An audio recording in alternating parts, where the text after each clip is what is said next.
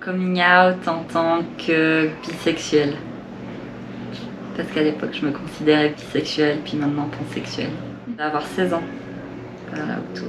C'est ma mère qui m'a appelée, puis elle m'a demandé de rentrer parce que j'étais chez mon copain de l'époque.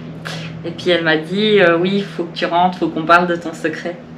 Et du coup, j'étais en panique et totale. Je fais un coucou tout timide et tout, en mode quelle bêtise j'ai fait. Et puis elle se retourne, puis elle me fait alors comme ça, t'es pas hétéro? Et du coup, je la regarde, puis je lui fais ouais. Et elle me fait ok, tu peux mettre la table. Et moi, j'ai eu la montée de stress et tout. Je me suis demandé mais de quoi elle parle et tout. Puis en fait, c'était juste ça. Du coup, plus de peur que de mal, j'ai envie de dire, mais c'était quand même assez intense émotionnellement. J'ai fait un coming out en tant que personne non binaire. Et là, ça s'est bien passé. J'ai dû beaucoup expliquer ce que ça signifiait. Juste de comprendre ce que ça signifie, la non-binarité.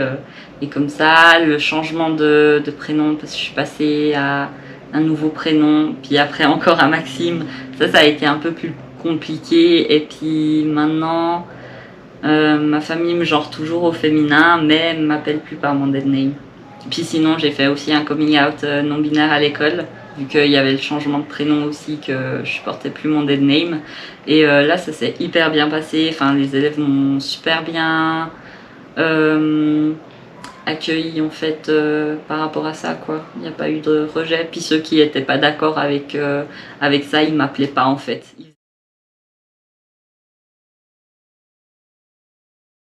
On pense toujours que les personnes sont automatiquement cisgenres, hétéros. C'est important de pas penser automatiquement que ah, c'est une fille, elle va sortir avec un garçon, ah, c'est un garçon, il va sortir avec une fille, ou comme ça.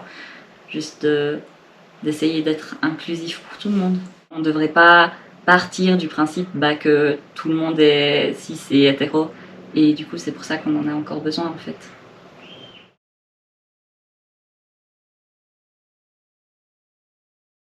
Supportez vos amis queer, aimez-les, montrez-leur de l'amour, de l'affection et soyez de bons alliés ou de bonnes alliées.